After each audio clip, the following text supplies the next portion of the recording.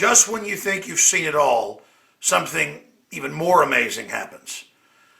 That's right, the Alex Jones channel with over 200 million views and my other channels combined over 400 million views are all on notice from YouTube that they're in bad standing and may be shut down.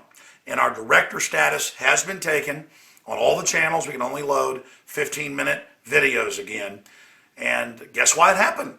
A group called Bent Pixel has claimed that they own my radio show. And they claim that anytime I interview Joe Rogan or anybody else that signed up with them, they own their voice and their free speech. Now, Joe, who's been my friend since 1999, great guy. I talked to him. He says, no, I'll get to the bottom of this. This is not what I meant. And you go to the site, Bent Pixels is for comedians and others, so that when they get up and do stand-up and people shoot it with videos and then ruin it for others down the road because the new stuff's released on the web, Joe and others can monetize it and ads go on it.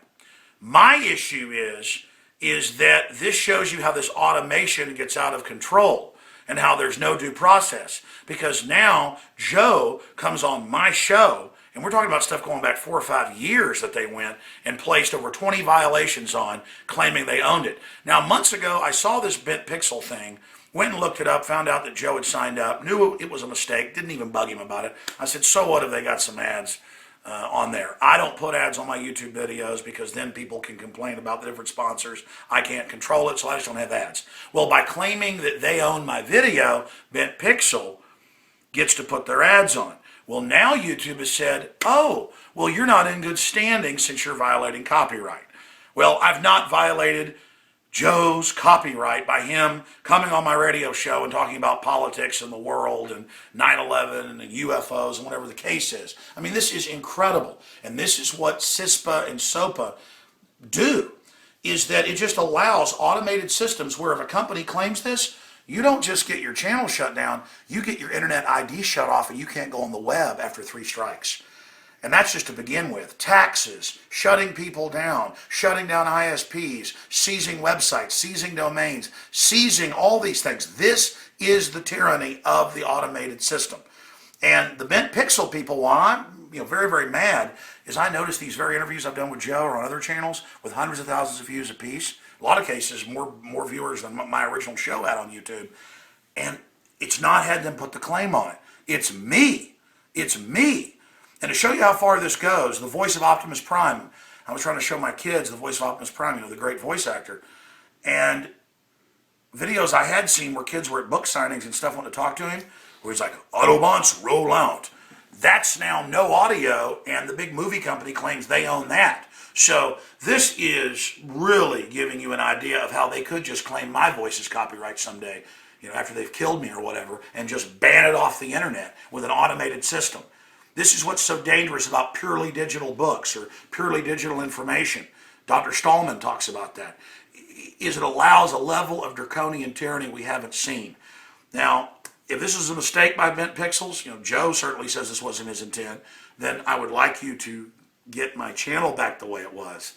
We're going to have an article about it in the morning showing the notices we've gotten saying we're in bad standing. Oh, and by the way, the few times they've shut my channels down before and I've fought them and gotten them back, for a couple days they freeze the view count.